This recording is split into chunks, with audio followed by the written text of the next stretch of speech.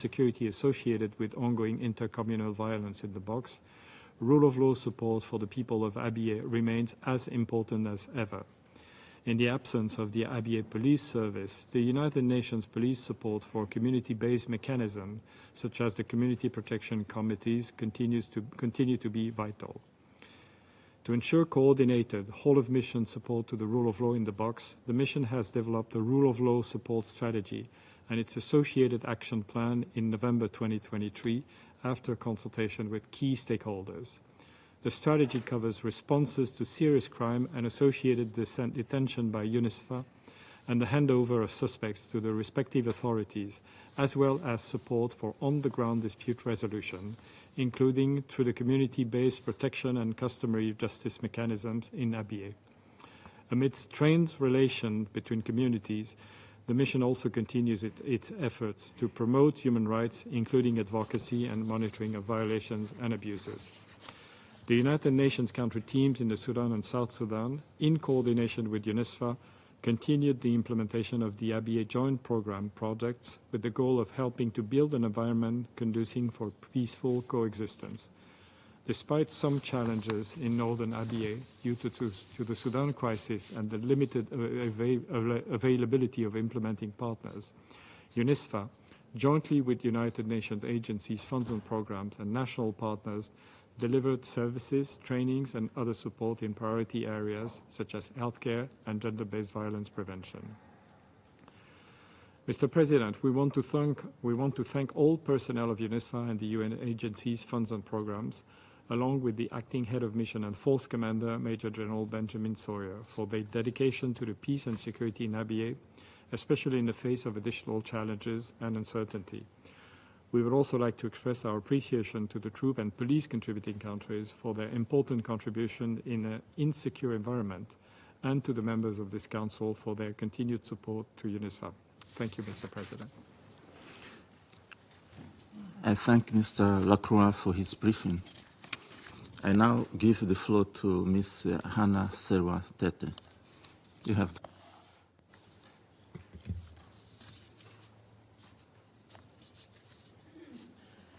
Thank you very much, Mr. President. Excellencies, distinguished members of the Security Council, thank you for allowing me to brief the Security Council on the progress made on the implementation of Resolution 2046, which relates to the outstanding bilateral issues between South Sudan and Sudan, and the situation in South Kordofan and the Blue Nile states. The Sudan crisis, which began a year ago on the 16th of April, remains a pressing issue.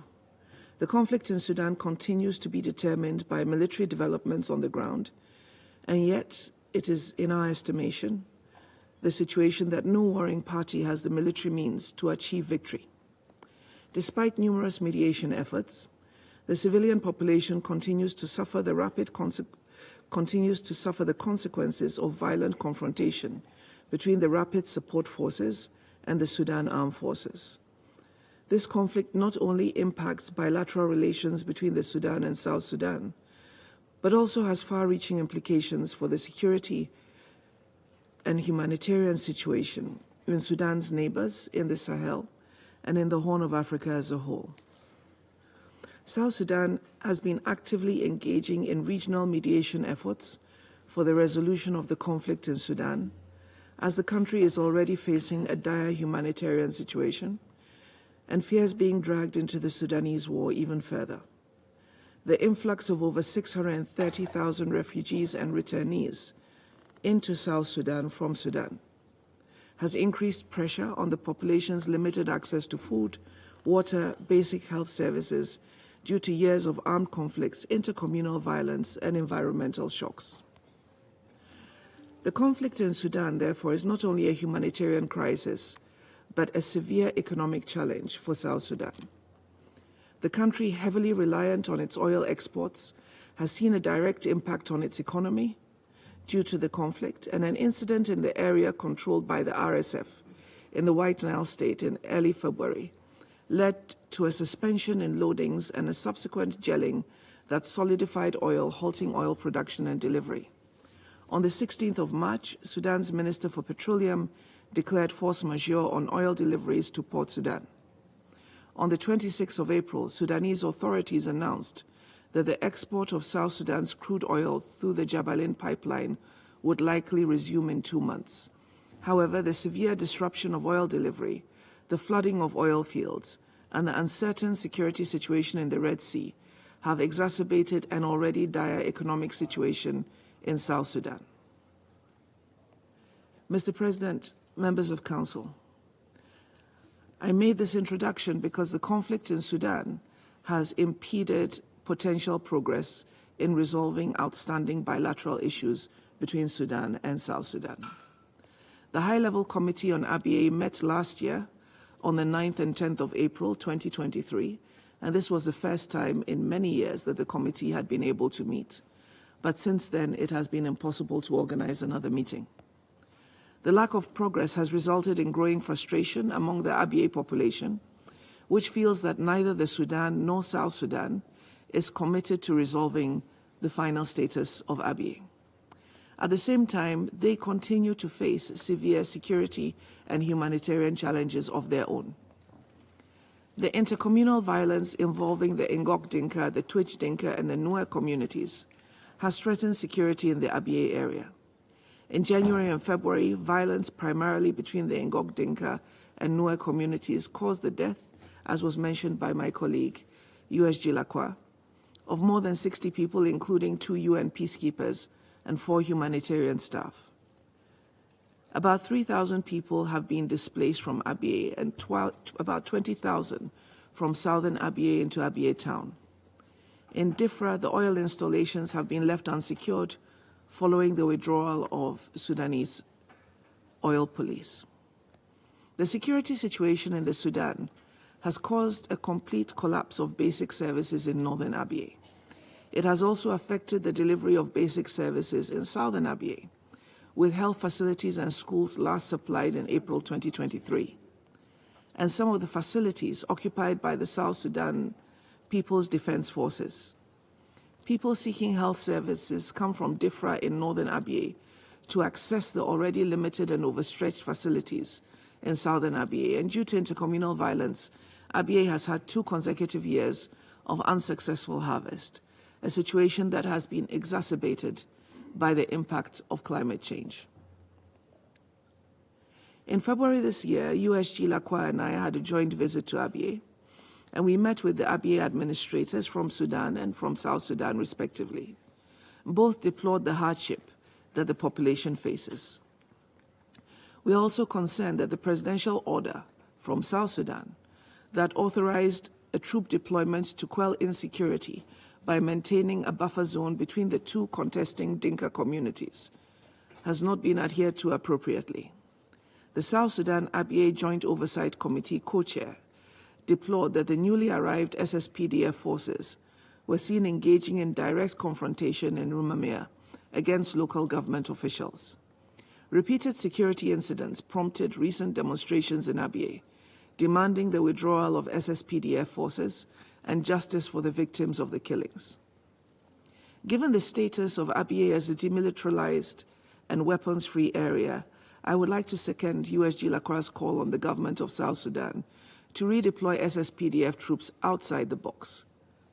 I will also continue with the force commander of UNISFA and other UN colleagues working in the Abyei administrative area to encourage leaders of the Twitch and Ngok Dinka communities to de-escalate tensions and resolve their differences amicably and peacefully. During our engagement in Juba, the interlocutors also called for additional police to be deployed in Diffra to secure the oil infrastructure that has been abandoned by Sudan's oil police. Mr. President, the war between SAF and the RSF is compounding the humanitarian and security situation in the Blue Nile and South Kordofan states, and fragmenting further those 2 territories. While large areas of South Kordofan, including the towns of Kauda and Kulugi, are under the authority of the Sudan Liberation Movement North, led by Abdelaziz al-Hilu, the city of Dilling is disputed by both SPLM North and SAF. A similar fragmented situation prevails in the Blue Nile state. While most of the Blue Nile state, including its capital, Damazin, is controlled by SAF, portions of its southern territory are under the SPLM North's authority. In the neighboring North Kordofan state, mostly under RSF's control, the fighting between RSF and SAF could spill over into South Kordofan and the Blue Nile. In December, the RSF attacked the village of Tukma around Dilling, the second largest city in South Kordofan. In early January, following attacks by RSF in Dilling's residential areas, repelled by both SPLM North and SAF, SPLM North took control of the city.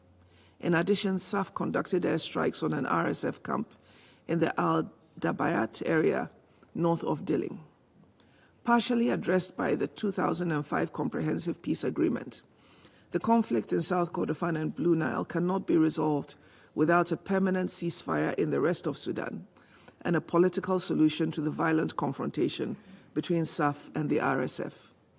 Negotiations between the warring parties should pave the way for an inclusive political agreement leading to a reformed security sector and the building of a unified professional army, new institutional arrangements, redefining the relationship between the so-called center and its peripheries, and ultimately the recovery and reconstruction of Sudan.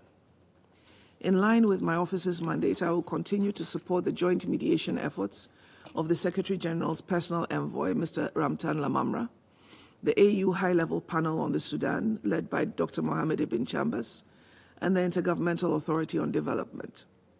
Mindful of the conflict's consequences on Sudan and the whole region, and of the fragile internal situation in South Sudan, I will continue to engage with the Sudanese and South Sudanese stakeholders to address outstanding bilateral issues, and hopefully including the final status of Abyei. Thank you very much, Mr. President. I thank Ms. Tete for her briefing. I now give the floor to those council members who wish to make statements. I give the floor to the representative of Republic of Korea. Thank you, Mr. President. I'd like to thank Under Secretary General Delacroix and the Special Envoy Tete for their briefings on Abyei. I also welcome the participation of the representatives of Sudan and South Sudan in our meeting today. At the outset, I'd like to commend the tireless efforts of UNISFA in carrying out its mandate towards the stabilization and demilitarization of Abyei. The issues in Abyei are not just local, but they have broader implications for regional stability and security. In this regard, I'd like to underline the following 3 points. First, it is crucial that UNISFA and the Joint Border Verification and Monitoring Mechanism are able to operate at their full capacity in a safe and secure environment. In this regard, the Republic of Korea strongly condemns all attacks on UN peacekeepers and reiterate our call for investigation and accountability of those responsible. It is also imperative that UNISFA is able to carry out their mandates without restriction on the freedom of movement. All parties should respect the demilitarized status of Abyei in line with the 2011 agreement.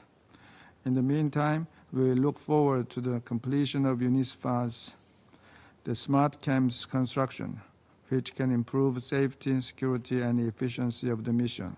The Republic of Korea has been supporting UN's smart camp projects and has launched its own pilot project in Hanbit unit of UNMISS. We believe such expansion of smart camps in PKO missions can improve peacekeeping operational environment. Second, every effort is needed to address the ongoing intercommunal violence in Abyei. We are deeply alarmed that the new clashes involving Ngok and Tuik Dinka and Nuer communities have resulted in more displacement and have impeded the safe and timely delivery of humanitarian assistance. In this regard, we welcome South Sudanese government's engagement with the relevant authorities in Warab and Unity states and administration in ABA. The ROK also fully supports the work of UNISFA to facilitate intercommunal dialogues, engaging relevant communities and local actors, including women and youth. Alongside these efforts, the establishment of ABA Police Service should remain as a priority to meet the security needs of the region. Last but not least, as was outlined in the briefing, we are deeply alarmed by the adverse impacts of the ongoing fighting in Sudan on the security and humanitarian situation in ABA. Violence in Sudan is impeding political process on the final status of ABA, which can exacerbate insecurity in ABA. Also, an influx of around 18,000 displaced persons from Sudan has put additional pressure on basic resources, including food, water, and medical facilities. We repeat the call on the Sudanese armed forces and the Rapid Support Force for an immediate cessation of hostilities, leading to a sustainable ceasefire, and urge all warring parties in Sudan and the government of South Sudan to ensure unimpeded humanitarian access to ABA. Mr. President, given that the situation in ABA is closely interrelated with the situations in both South Sudan and Sudan, it is important to sustain close cooperation between UNISFA and UNMISS, along with maintaining dialogue among all relevant parties. The Republic of Korea remains committed to playing a constructive role in achieving this end. Thank you. I thank the representative of the Republic of Korea for their statement. I now give the floor to the representative of Japan. You have the floor, Madam. Thank you, Mr. President. Since this is the first official Security Council meeting, I would like to express our appreciation and congratulations to our colleagues of Malta for successful presidency in April, which was not easy. At the same time, I would like to renew our commitment of full support for the presidency of Mozambique, working closely together with our colleagues here to serve for the peace and security of the world. Mr. President, I thank USG Lacroix and Special Envoy Tete for their insightful briefings. I also welcome the presence of the representative of Sudan and South Sudan at this meeting. I would like to make 4 points. First, Japan applauds the United Nations Interim Security Force for ABA for its tireless efforts, despite the challenging environment, to implement its mandate tasks, including the protection of civilians and facilitating the delivery of humanitarian aid, as well as promoting the rule of law, human rights, and the WPS and YPS agenda. Japan strongly condemned the attack that killed 60 people, including 2 peacekeepers and 4 humanitarian aid workers, and injured 4 more peacekeepers in January, and extend its deepest condolences to the families of the victims. We call on the appropriate authorities to investigate and to hold those responsible for the attacks accountable. Second, we are deeply concerned about the negative impact the protracted conflict in Sudan is having on the situation in ABA. Political progress towards the resolution of the final status of ABA and border issues is blocked.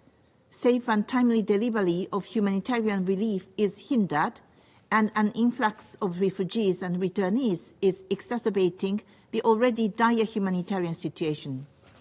Japan once again calls upon the Sudanese armed forces and rapid support forces to agree and implement a lasting ceasefire without preconditions, and to engage with international, regional, and sub-regional efforts to resolve the conflict. Third, we remain concerned about the continued presence of South Sudanese security forces in ABA, which is a clear violation of the area's demilitarized status. Japan calls on the need for South Sudanese authorities to address this issue without delay, and also to ensure freedom of movement of UNISFA troops and personnel. Fourth, Japan is pleased to see a reduction in intercommunal clashes between Ngok Dinka and Miseria communities and commends their endeavors to engage in dialogue. At the same time, we are concerned about the increase in clashes among Ngok Dinka, Twik Dinka, and Nuer communities.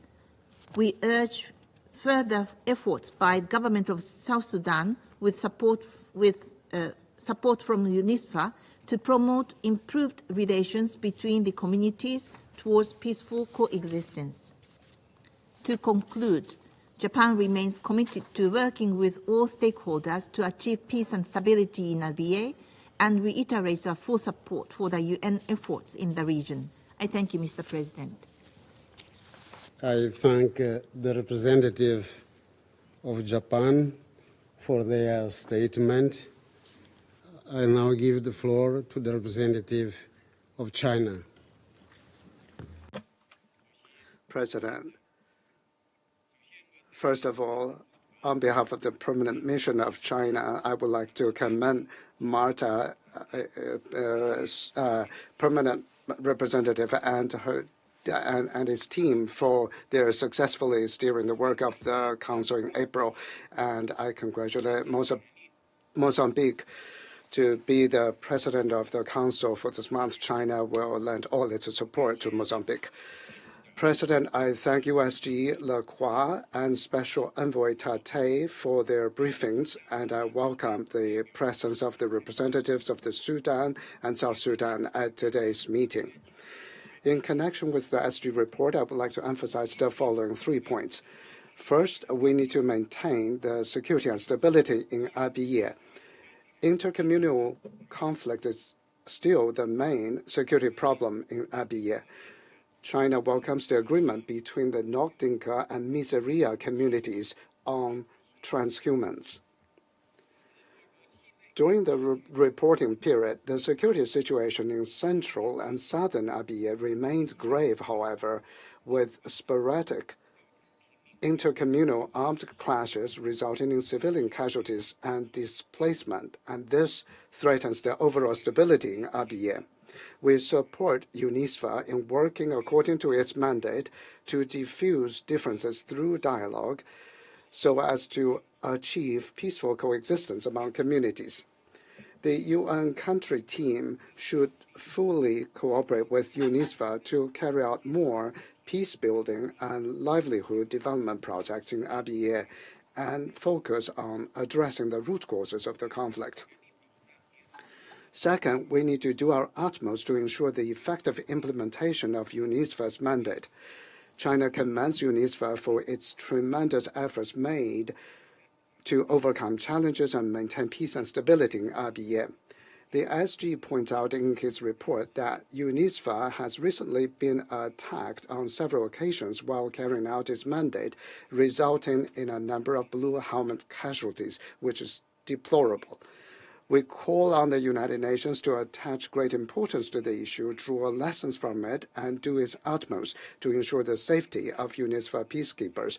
We hope that the Sudan and South Sudan will closely work with UNISFA and provide it with greatest possible protection and help facilitate equipment transportation, logistical supplies, and personnel safety. Third, we need to create conditions to relaunch the political process. The prolongation of armed conflict in the Sudan has had a multifaceted impact on the situation in Abyei. The massive influx of refugees has exacerbated the humanitarian challenges and competition for resources, thus impeding the Abyei political process.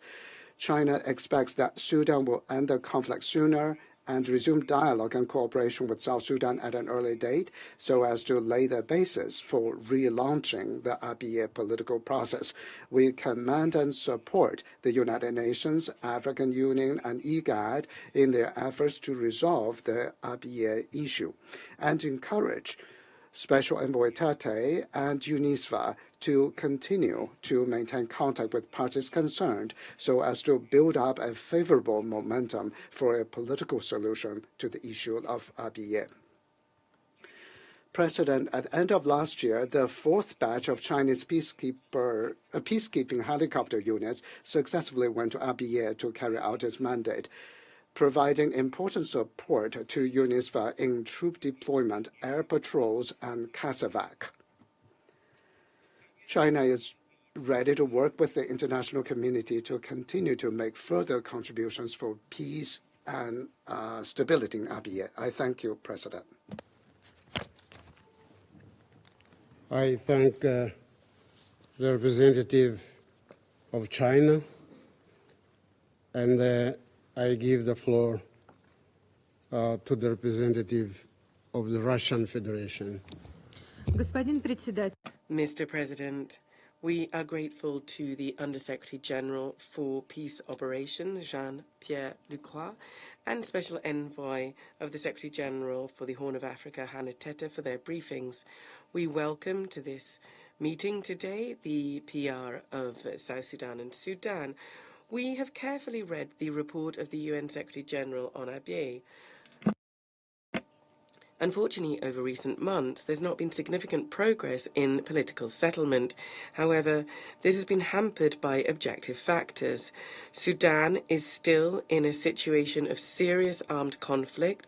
This has affected a huge number of regions in the country and has had devastating humanitarian consequences for the entire region. Juba has the difficult burden of having to host refugees and South Sudanese people returning from the north.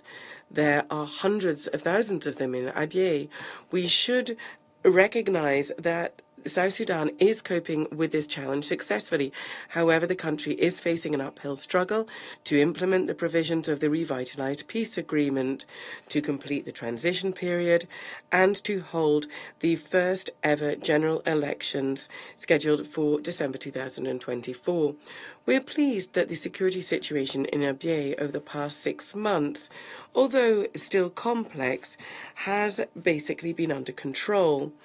This has been helped by Sudan and South Sudan's responsible approaches taken to Abyei, and this should be highly commended. We particularly note Juba's efforts to promote inter-communal reconciliation. This has decreased the tension between the Miseria and Ngong Dinka communities, and nonetheless, we are concerned about clashes between the Ngok Dinka and the Nuer. We welcome the willingness of both capitals to establish multifaceted cooperation inter alia on potential joint exploitation of potential oil resources in Abyei. We still believe there is a need for joint efforts by both parties to the Abyei issue. We believe it is important for the Sudanese and the South Sudanese to uphold their commitment to support the demilitarized status of Abyei. It is likely settling this will take some time. There is a need for patience and for refraining from any unilateral attempts to change the status of the disputed region in violation of existing international legal rules and agreements between the two states. We consider this in no way helped by criticizing both sides for paying insufficient attention to this, and it's definitely not helped by pressure being exerted on them, especially through sanctions mechanisms. The UN Interim Security Force in Abyei remains an important factor for stability. We welcome the role played by the Blue Helmets in resolving current security issues, in upholding law and order, and in fostering good relations between the local communities. We underscore that any aggressive actions against UN peacekeepers are unacceptable. We also would like to convey our condolences to those who died during recent events and those who died and have been injured during intercommunal clashes. We trust that the mission will continue to clearly carry out its mandate with a focus on providing assistance to the two states in their desire to attain a mutually acceptable solution to the border dispute. A significant stabilizing role is played by the Joint Border Verification and Monitoring Mechanism, engaged inter alia in supplying and rotating UNISFA personnel. We should pay due tribute to the Sudanese authorities for their constructive cooperation with the JBVMM. Nonetheless, although the Sudanese side is continuing to properly issue various authorizations for overflights to supply and rotate staff and personnel from the mission, monitoring possibilities remain limited due to the Sudanese closing in April 2023 the airspace around Kadugli Airport. We believe that maintaining a presence in the region of the Blue Helmets is still very relevant. We would urge the leadership of the mission to work further on resolving the situation with the authorities of both states. Thank you very much.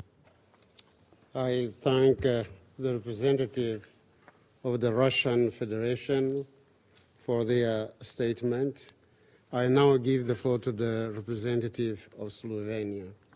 Thank you very much, Mr. President. Let me briefly join others in thanking Malta for steering the Council in the month of April and welcome you to the presidency chair in May and wish you all the best. I wish to thank USG Lacroix and the Special Envoy Tete for the comprehensive briefings. I also welcome the representatives of Sudan and South Sudan to today's meeting. The situation in Abyei remains deeply intertwined with broader regional instability, especially following the year-long fighting in Sudan. Heightened security risks and disrupted crucial supply routes for UNISFA and humanitarian aid are intensifying humanitarian challenges and placing vulnerable populations at an even greater risk. Let me make three remarks in this regard. Firstly, despite current standstill, dialogue and diplomacy remain the only viable path for determining Abyei's final status. Therefore, we share concerns over the impact of conflict in Sudan, particularly the fact that efforts toward a peaceful and permanent resolution of Abyei's status have stalled. And let me at this point reiterate once again our call for immediate cessation of hostilities in Sudan. We support the efforts of African Union and IGAD, along with the Special Envoy in this regard, and call on Sudan and South Sudan to resume discussions as soon as conditions permit. The implementation of the joint mechanism outlined in 2011 agreement remains imperative. Joint border verification and monitoring system requires sustained commitment and support from both sides, including its aerial monitoring operations. We also emphasize that Abyei must remain demilitarized and weapons-free. We urge the withdrawal of any security forces that are not in line with 2011 agreement.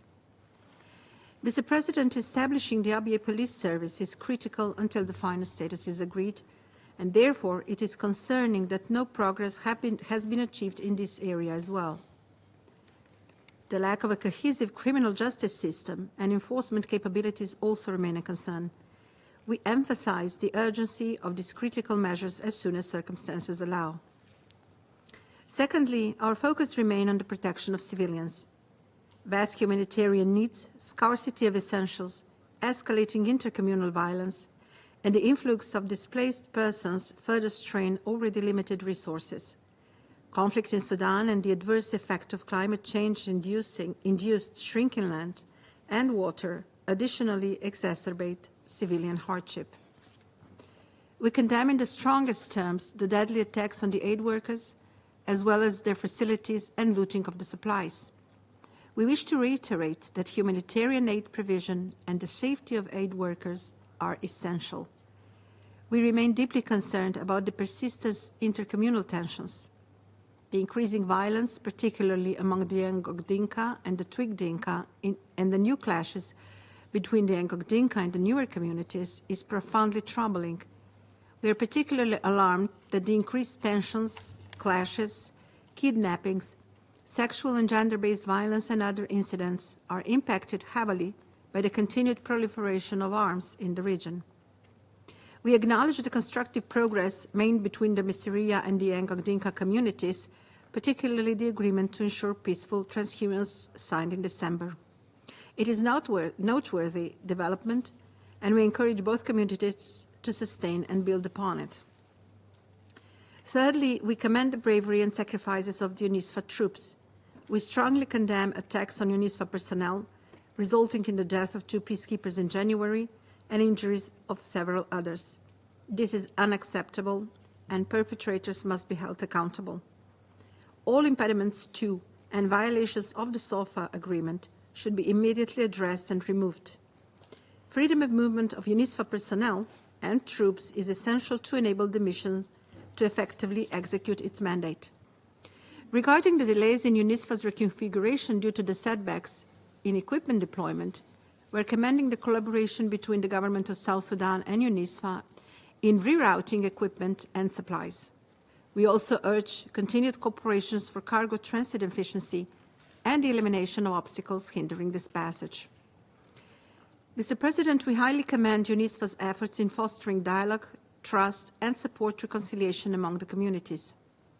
We emphasize the importance of the full, equal, meaningful, and safe participation of women and youth in these efforts. Slovenia appreciates the ongoing enhancement of the mission's early warning system and corresponding early response measures. UNISFA's efforts in a wide range of human rights-related activities, ongoing engagement with youth, and climate-sensitive conflict responses and peace-building remain crucial. We commend the advocacy for gender inclusivity in joint community committees, promotion of women's participation in security and conflict management structures, as well as the adoption of the UNISFA rule of law support strategy. Mr. President, we cannot allow the crisis in Abyei to fade into obscurity. The people of the Abyei deserve to live in peace, and they deserve to have the access to essential state services, justice, security, and economic and education opportunities. I thank you. I thank the representative of Slovenia for their statement. I now give the floor to the representative of Switzerland. Merci, Monsieur le Président. Et comme... Thank you, Mr. President. And as my colleagues have done, as this is the first public meeting of the month, I would like to assure you of Switzerland's full support for your presidency, and I would also like to congratulate Malta on its successful presidency last month. I would also like to thank Under-Secretary General Lacroix and Special Envoy Tete for their briefings. I welcome the presence of the representatives of Sudan and South Sudan at this meeting. Allow me also to begin by expressing our sincere condolences to the families of all the victims of the attacks in southern and central Abyei last year and earlier this year.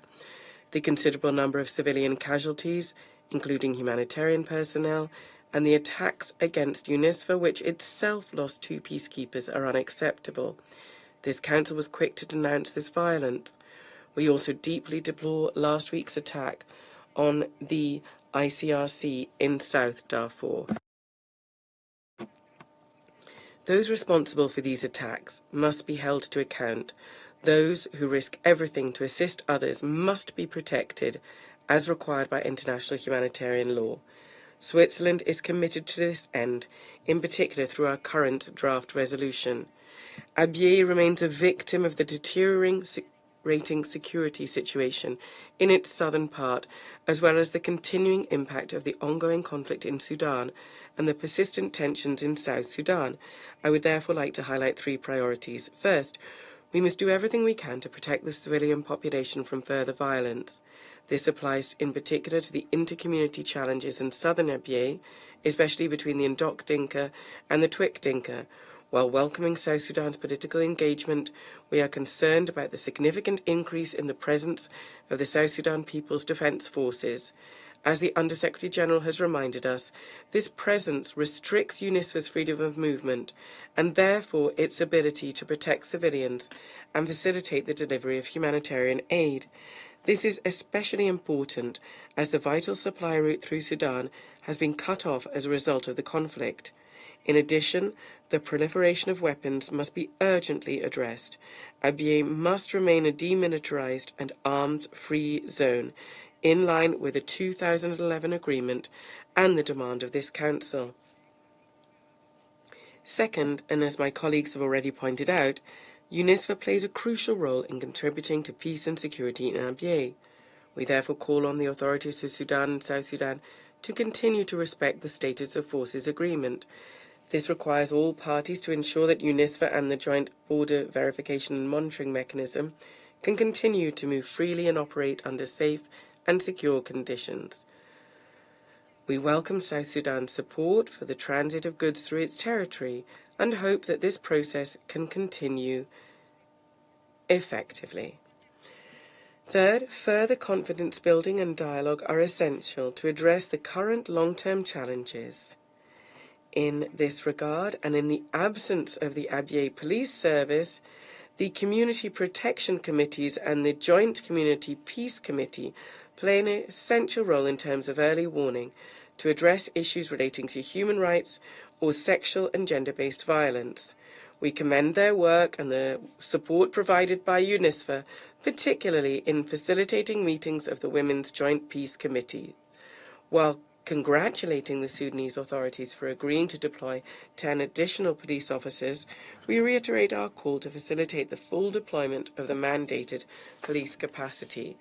Mr. President, the deteriorating situation in Abyei requires a collective effort.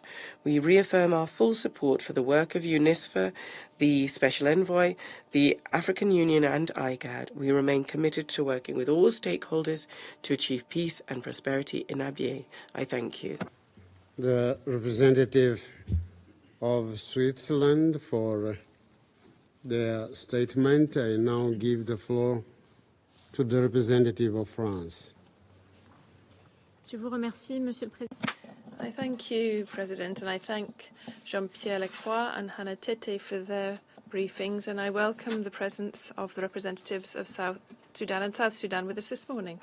I will stress 4 points. The conflict in Sudan hobbles a political resolution on the definitive status of Abyei and exacerbates fragility. It is urgent for the belligerents in Sudan to resume dialogue with no preconditions and that all external stakeholders cease from feeding into the conflict. This was one of the messages within the Declaration of Principles adopted in Paris on the 15th of April. In recent weeks, clashes between the parties to the conflict have intensified in the states of Darfur, Gezira, Khartoum or Kordofan, with catastrophic consequences for the Sudanese population, and this continues to destabilize the whole region.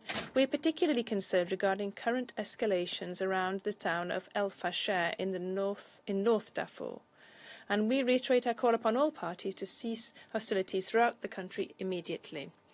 The Paris conference of the 15th of April resulted in the mobilization of €2 billion to support a stepping up of humanitarian aid in Sudan and in the neighbouring countries which are hosting refugees.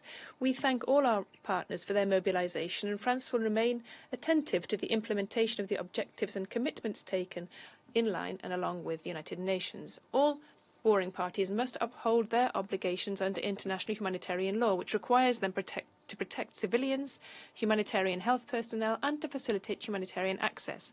In this regard, we condemn violence which has resulted in the deaths of 2 ICRC humanitarian personnel last month, on the 2nd of May, in South Darfur. Against this fragile backdrop, UNISFA's action is essential to protect civilians in Abyei and to preserve the conditions for conflict resolution. The stepping up of intercommunal violence and the proliferation of arms are extremely worrisome. At the end of January, a resurgence of this violence between communities cost the lives of over 50 people, including 2 blue helmets. We once again condemn such violence and this attack against UNISFA. We call for restraint, and we applaud any efforts underway to smooth tension between local communities, and particularly the high-level mobilization of the United Nations and the South Sudanese authorities. We call upon the South Sudanese authorities to withdraw their forces deployed in Abyei. The zone of Abyei must indeed be demilitarized pursuant to the 2011 agreement. We urge the South Sudanese authorities to leave all obstacles to United Nations action, whether this be in South Sudan or in Abyei. We welcome in this regard the decision on the 3rd of May to remove the taxes on humanitarian aid provided by the United Nations, and we call upon South Sudan to also remove taxes on other UN entities, including UNMISS, pursuant to its international obligations. President, we reiterate our support to Special Envoy Hannah Tete. The United Nations have a major role to play in supporting the peace efforts in the Horn of Africa, and we encourage the states of the region to resolve their differences through dialogue, particularly with regard to the Renaissance Dam and to upholding the principle of territorial integrity. I thank you. I thank the representative of France for their statement. I now give the floor to the representative of Malta. Thank you, President. I congratulate Mozambique on assuming the presidency this month and thank Council members for their constructive engagement during our presidency. I thank USG Lacroix and Special Envoy Tete for their briefings, and we also welcome the representatives of Sudan and South Sudan to this meeting. We use this occasion to highlight the selfless courage that is continuously displayed by UNISFA peacekeepers in Abyei. We reiterate our strong condemnation to the attacks of 27 and 28 January that resulted in the deaths of 2 peacekeepers, 1 Ghanaian and 1 Pakistani, as well as injuries to several other UNISFA personnel and wider civilian casualties. We call for accountability to those responsible for these attacks and underscore that attacks against peacekeepers may constitute a war crime. We raise alarm at the increasing violence in Abyei, which has exacerbated significant loss of life, displacement, and human rights abuses and violations, especially on women and children. President, Malta is concerned at the lack of progress towards Abyei's political settlement and encourages both Sudan and South Sudan to revive discussions to this effect when the time is opportune. The establishment of the Abyei Police Service and a cohesive criminal justice system are also critical. We call for the withdrawal of all security forces that stand in violation of the 2011 agreement and Abyei's demilitarized status. In particular, the continued military use of schools and occupation of community protection facilities threatens education and intercommunal peace. In moving forward, Malta commends the recent series of inter-community talks which engage local authorities, traditional leaders, and civil society, including women and youth representatives. We are encouraged by the work of the Joint Community Peace Committee, facilitated by UNISFA, that has improved conflict resolution efforts through inclusivity and proactive responses. Malta continues to strongly support the full, equal, meaningful, and safe participation of women in security and conflict management structures in Abyei, including in UNISFA's engagements. The internal gender focal point system, operationalized within all UNISFA units, remains integral towards implementing a whole-of-system approach to the Women, Peace and Security agenda. The role played by the gender focal point system as a referral mechanism for survivors of sexual and gender-based violence is also significant. The protection of women and girls from sexual and gender-based violence and child marriage must remain a priority. President, UNISFA's presence in Abyei remains crucial as both a deterrent to armed conflict and an effective enabler of security. It is therefore unacceptable when its freedom of movement is not respected. We remind the relevant authorities of their SOFA obligations, including the respect of the freedom of movement of UNISFA and the joint border verification and monitoring mechanism. Despite Abyei's immense security challenges and humanitarian needs, exacerbated by the conflict in Sudan, we recognize the vital role played by the UN country teams in Sudan and South Sudan. Vaccination rollout programs facilitated by IOM to children under the age of 5 and women and girls, as well as screenings to children and pregnant and breastfeeding women by Save the Children for WFP, are critical examples in restricting the spread of diseases in areas of limited healthcare services. In this regard, we reiterate our call for an immediate and sustainable ceasefire between the warring parties in Sudan to also facilitate transportation of humanitarian aid to Abyei. Abyei is no stranger to the most intense impacts of climate change. Following 2 years of an unsuccessful harvest due to flooding, erratic rainfalls, and crop infestations, it will soon enter its lean season. As climate-related shocks and intercommunal violence heighten food insecurity, we call for the full, rapid, and unimpeded access of humanitarian aid and condemn all attacks against humanitarian personnel, health facilities, and humanitarian warehouses. To conclude, President, we should spare no effort to support all endeavours that seek to meaningfully engage in a peace process for Abyei, one which places its people at the forefront of its future. I thank you. I thank the representative of Malta for their statement. we reiterate our congratulations for the excellent presidency of Malta during the month of April. I now give the floor to the representative of Ecuador. Gracias, señor. Thank you, President. I should like to begin by extending my congratulations to Malta for their able leadership of this Council in April. I also wish to take this opportunity, President, to express my best wishes to Mozambique, who is assuming the Security Council presidency for May. I am grateful for the briefings by Under-Secretary General Mr. Jean-Pierre Lacroix and the Special Envoy for the Horn of Africa, Ms. Hannah Tete. I also recognize the presence in this chamber of representatives of Sudan and South Sudan. President, in line with the Security Council press release of the 8th of February this year, I reiterate the condemnation for the attacks perpetrated against UNISFA personnel, which resulted in the deaths of 2 blue helmets, injured several others, and claimed a significant number of civilian lives. Attacks against United Nations peacekeeping personnel are absolutely unacceptable. Perpetrators must be brought to justice. President, colleagues, the Secretary General's report on the situation in Abyei attests to a deterioration in the security situation with an increase in intercommunal clashes, resulting in numerous civilian victims and displacements of the population. The continued presence of the South Sudan security forces in Abyei contravenes the demilitarized status of the zone as established in the 2011 agreements. This presence has resulted in restrictions upon the freedom of movement of UNISFA, hindering the mandate fulfillment.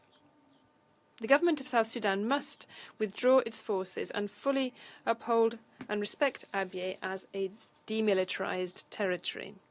Safe delivery of supplies, rotation and freedom of movement for the Joint Border Verification and Monitoring Mechanism must be facilitated by the parties.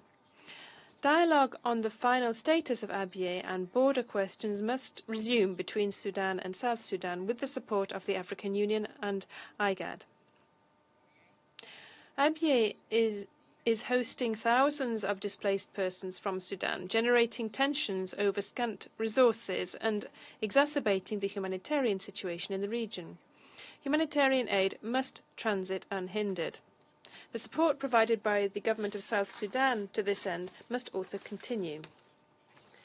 Bolstering the early warning mechanisms within the initiatives to promote reconciliation between communities is a task which would benefit from greater political will so as to tackle the underlying causes of the conflicts in Abyei, such as the proliferation of weapons. We urge for greater inclusion of women and their full, equitable and significant participation in all spheres, including in the political process, as an indispensable step in achieving sustainable peace. Colleagues, in such challenging circumstances, the work of UNISFA and its personnel is key in fostering peace and stability in Abyei.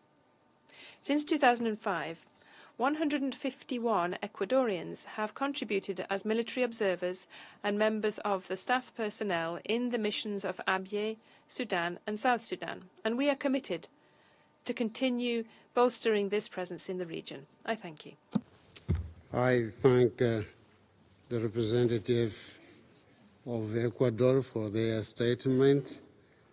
I now give the floor to the representative of the United Kingdom.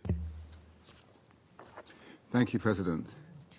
Let me first congratulate you on assuming the presidency for the month of May and thank Malta for their excellent stewardship in the month of April. I also thank Under-Secretary General Lacroix and Special Envoy Tete for their briefing today, and I welcome the participation of the representatives of Sudan and South Sudan at our meeting. Let me start, President, by commending UNISFA for its efforts to maintain peace and security in Abyei in challenging circumstances, including through collaboration between the mission, NGOs, local authorities and communities.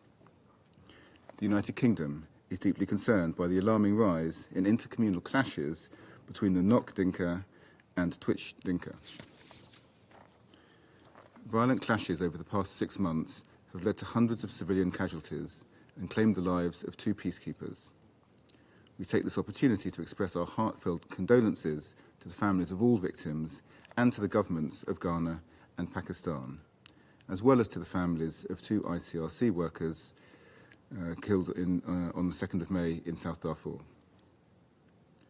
Second, the United Kingdom calls on the Sudanese and South Sudanese authorities to create the necessary conditions for UNISFA to fully implement its protection mandate.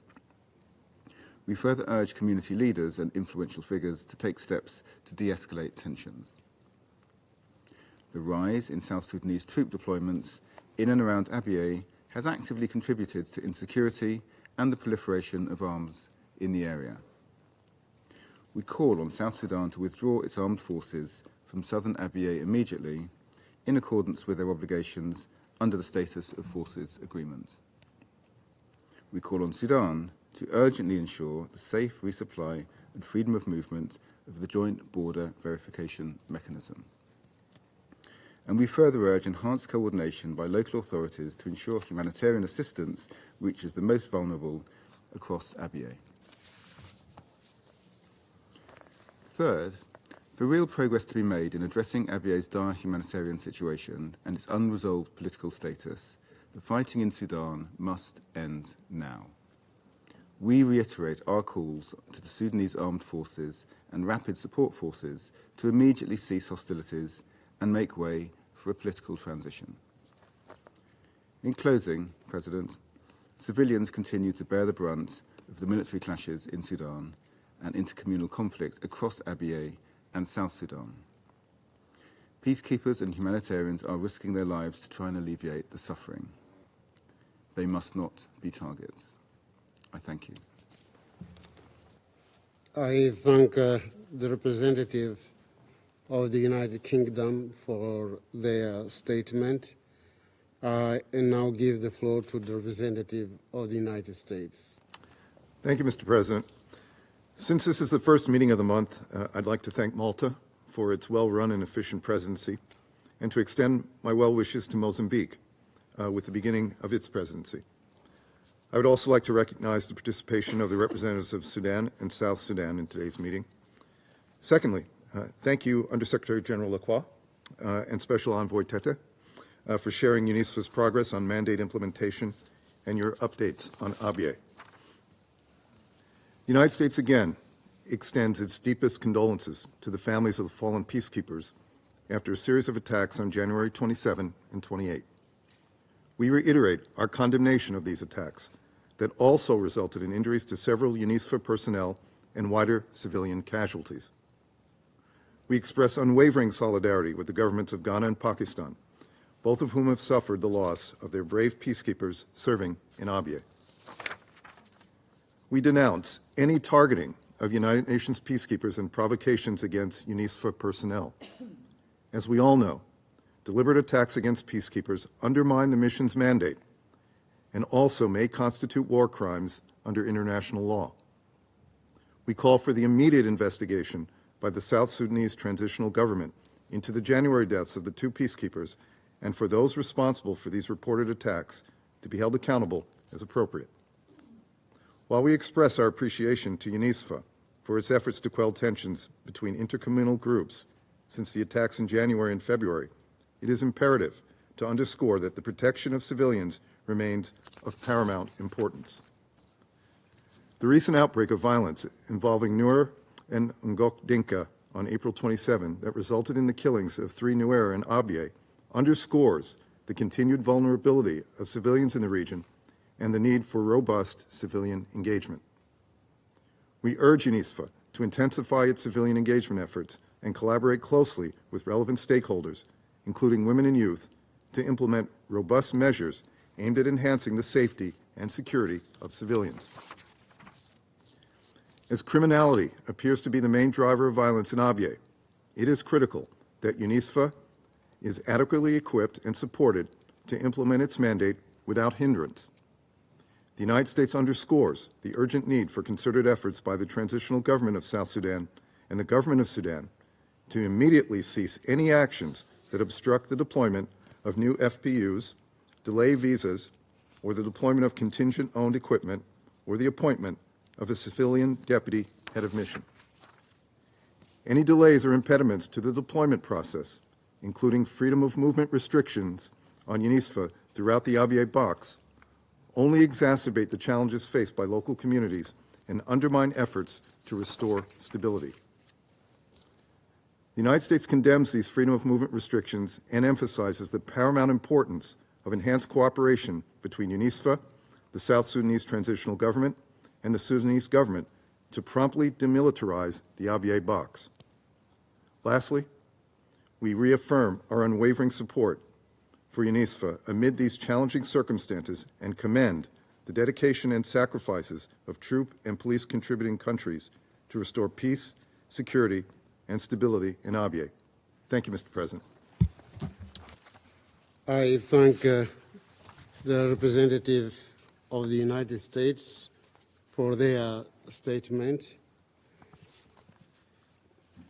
I shall now make a statement in my capacity as the representative of Mozambique, and in fact, as a representative also of the A3+, namely Algeria, Guyana, Sierra Leone, and my own country, Mozambique.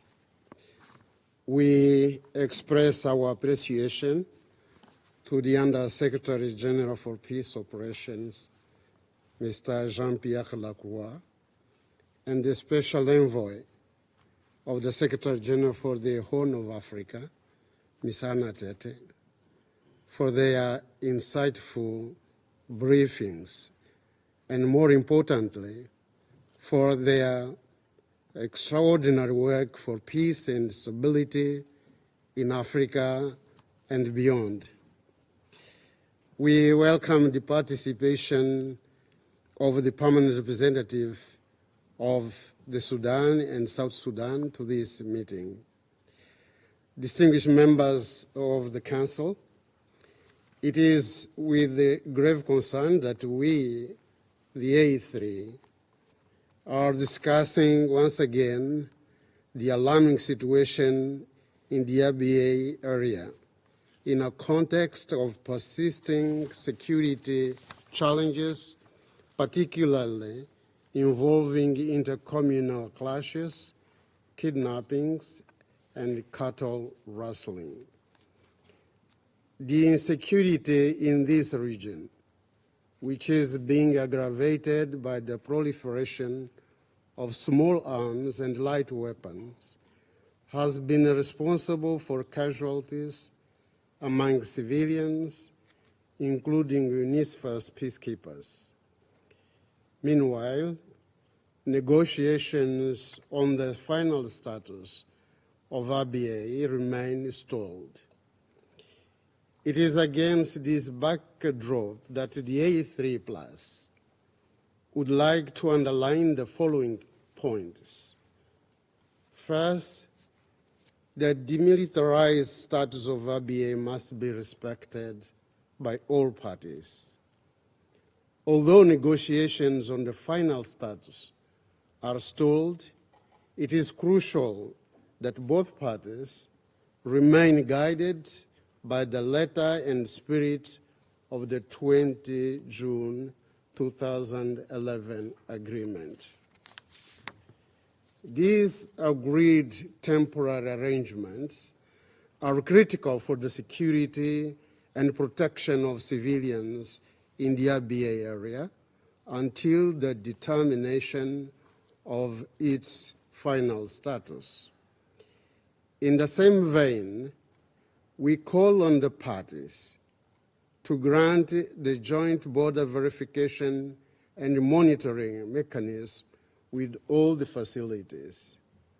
We note the efforts deployed by the authorities of the Sudan and South Sudan to assist the mechanism in delivering its mandate despite all the challenges on the ground. We further call on the relevant authorities to guarantee the freedom of movement of UNISFA personnel and troops, to allow them to carry out their duties in line with the Status of Forces Agreement.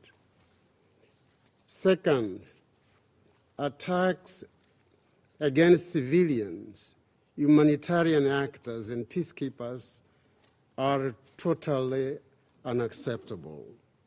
They constitute gross violation of international humanitarian law and human rights law. In this context, we encourage all parties to coordinate their efforts to de-escalate tensions and protect civilians. We commend the efforts of South Sudan to engage local authorities regarding the cessation of hostilities and accountability for those who incite violence. We also commend UNISFAS for promoting inter-community dialogue involving local authorities, traditional leaders, civil society, women, and youth. The agreement of last December between Ngok Dinka and the Miseria communities, facilitated by UNISFA to ensure peaceful transhumance, constitutes a commendable initiative that needs to be replicated. We believe that these initiatives will create the necessary conditions for stability through dialogue and reconciliation between communities. Third, the humanitarian situation of RBA deserves our particular attention. The compounding challenges faced by the people of RBA, which include the effects of climate shocks and the influx of displaced persons fleeing the Sudan conflict, are exacerbating an already dire situation. In this regard, we call on the relevant partners to increase their support to the people of RBA. We further encourage UNISFA and other United Nations agencies to strengthen their assistance to the most vulnerable. The A3 further reiterates that it is crucial to define the final status of RBA in order to bring sustainable peace and prosperity to RBA. To this end, we encourage the parties to re-engage on the final status of RBA and border issues once conditions permit, with a view of holding the planned referendum, which will provide the region with the right for self-determination. The A3 wishes to express its heartfelt condolences to the families and friends of those who lost their lives due to the violence in RBA. We also pay sincere tribute to UNISFA's personnel and all humanitarian workers for their sacrifice. We take comfort in the fact that their sacrifice was not in vain, as they were contributing to efforts to safeguard the well-being of RBA and its people. I thank you. I now resume my function as President of the Security Council. I will now give the floor to the representative of Sudan. شكرا سيد الرئيس. Thank you, Mr. President. First and foremost, I would like to congratulate you and congratulate your country, our friendly country, on the presidency of the Security Council for the month of May. We commend your leadership and your management of the work of the Council to date and the excellent, vital nature of the agenda. I would like to express our gratitude to Malta for its presidency of the Council last month. I would like to thank Mr. Jean-Pierre Lacroix, Under-Secretary General for Peace Operations, for his briefing on the implementation of the UNISFA forces. We'd also like to thank Ms.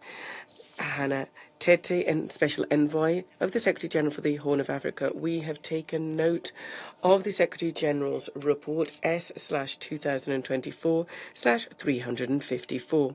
Mr. President, ladies and gentlemen, Sudan once again underscores its commitment to political and legal references that govern the current situation in Abyei. The presence of UNISFA is one demonstration and a result of this. One of the most important is the 2011 Agreement on Temporary Arrangements for the Administration and Security of the Abyei area, and also the cooperation agreements between Sudan and South Sudan.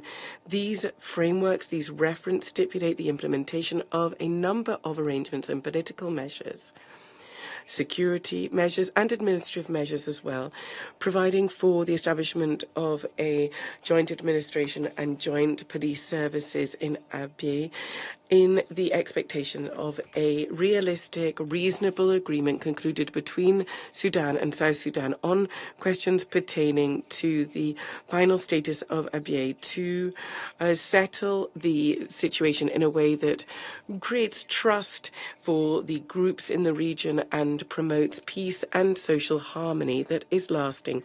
Sudan considers there's no alternative to this today. There's an essential need to commit to these references and to implement the spirit and letter of their provisions. Sudan has repeatedly reiterated its desire and its ability and its commitment to create these provisional arrangements, be this in terms of the Legislative Council or police management. And we do expect our South Sudan to implement their promises under 2011. I would like to reiterate, sir, the four following points. Firstly, Sudan reiterates its commitment to maintain peace, stability and security in Abyei. We also focus on the importance of not taking unilateral steps that might threaten stability as within UNISFA's work. We also underscore the need for Abyei to be an area free from all forces from the buffer zone and the zero line. This in line with the agreements concluded between the two countries. Here we are concerned regarding the presence of armed elements in the region. We would call for them to be withdrawn in order to maintain the demilitarized nature of the zone. We also are extremely concerned because of attacks against our citizens in the Dinka and Ngok communities by neighboring communities. We would urge UNISFA to play its role in line with the mandate of the force in order to protect these people. Non-resolution of community clashes and tensions in the region is the main cause of the spread of weapons in the region. This will have pernicious impacts if there is no settlement brought. Here we would express our most sincere condolences to the families of those who have lost their lives, be these Sudanese citizens or peacekeepers, and also people from local communities. Secondly, the government of Sudan would underscore once again its commitment and its willingness to create a provisional arrangements and for administration and security. Pursuant to the 2011 agreement, we are committed to delimit the borders and not to change the current demographic situation of the region. We underscore that we can only settle the situation regarding ABA with an agreement between the two countries involving all stakeholders and society as well. Thirdly, we would call upon UNISFA to implement joint projects between the two country teams, be this in Sudan or in South Sudan. Such projects to build peace have a positive direct impact on the people in the region. There was a positive developments in certain towns in South Sudan. So working with specialized agencies and the country teams, there's a need to meet the humanitarian needs of these people, and this is working in conjunction with UNISFA. The United Nations Interim Security Force for Abyei plays a key role in maintaining security and safety in Abyei, and also is involved in maintaining this until the final status issues have been settled. Sudan will spare no effort to support the mission so that it can play its role pursuant to the relevant resolutions of the Security Council. In conclusion, we reiterate the Government of Sudan's commitment to promote cooperation with the Government of South Sudan in order to promote the work of the JBVMM and the AJOC, based on the provisions of the agreements concluded between the two parties in order to have a settlement of the final status issues in line with what has already been agreed. Thank you very much. I thank the representative of the Sudan for their statement. I now give the floor to the representative of South Sudan. I thank you, Mr. President, and I congratulate you for your presidency of the Security Council for the month of May, and I assure you of our delegation's full support and cooperation. I also would like to thank and appreciate all members of the Security Council who have actually also put in their inputs. We appreciate you always. I would also like to acknowledge the President of the ASG, Undersecretary General for Peace Operation, Mr. Lacroix, and the Special Envoy for the Horn of Africa, Anne Tete, and I appreciate all the trip in which you have done in South Sudan. It has brought an input to the real situation on the ground within Sudan and South Sudan, and particularly in the Abyei area and the communities that are following. And I hope that this will be put forth in all the agreements as we move forward on addressing the issues of Abyei. Mr. President, South Sudan stands ready to work with UNESFA and other relevant stakeholders to address the challenges in Abyei and advance peace process in the region.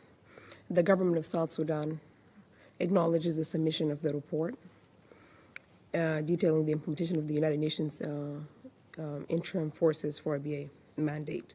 We recognize the challenges posed by the ongoing conflict in Sudan, which have impacted the political process in Abyei. Despite all these challenges, South Sudan remained committed to engaging in dialogue and promoting peace within its border and with its partner, Sudan. Mr. President and members of the Security Council, the efforts of President Salva Kiir Mayardit in addressing intercommunal tensions in South Sudan has to be commended and supported as well. In regards to the case before us, His Excellency efforts can be seen demonstrated by his meetings with the Juba-appointed Chief Administrator of Abyei and state governors of the neighboring states, and the issuance of the presidential order calling for peace and accountability. Regarding the troop deployment in Abyei, we acknowledge the concern raised and reaffirm our commitment to adhere to the 2011 agreement between the Republic of Sudan and the Sudan's People Liberation Movement on the temporary arrangements for the administration of the security of the Abyei area.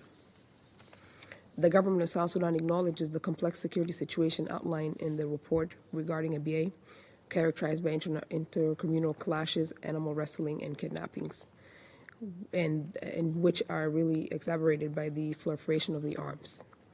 We are deeply concerned about the loss of lives, injuries, and injuries resulting from these clashes. We condemn all acts of violence and reaffirm our commitment to working towards lasting peace, stability, and final status of ABA.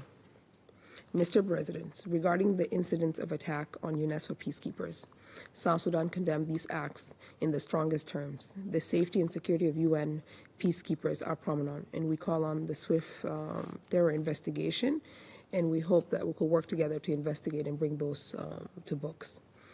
The government of South Sudan acknowledges the observation made by the United Nations regarding the impact of the conflict of Sudan on the ABA.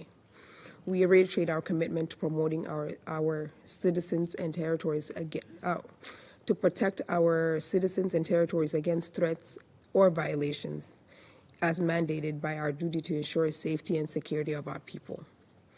South Sudan recognized the importance of ensuring humanitarian access to ABA, especially in the light of the ongoing intercommunal violences and the influx of displaced persons from Sudan.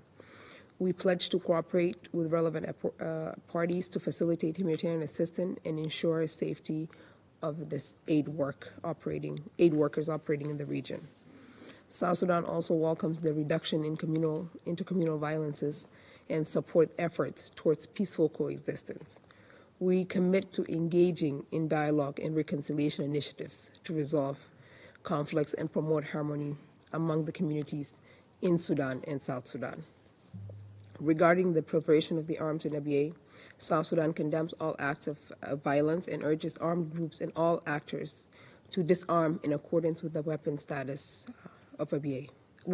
status of ABA. In conclusion, South Sudan appreciates the tireless efforts of UNESCO, the Special Envoy of the Horn of Africa, all UN personnel in ABA, and we remain committed to working collectively with the United Nations, the African Union, and other stakeholders to promote peace, security, and stability in ABA.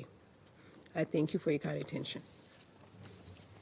I thank the representative of South Sudan for their statement. There are no more names inscribed on the list of speakers.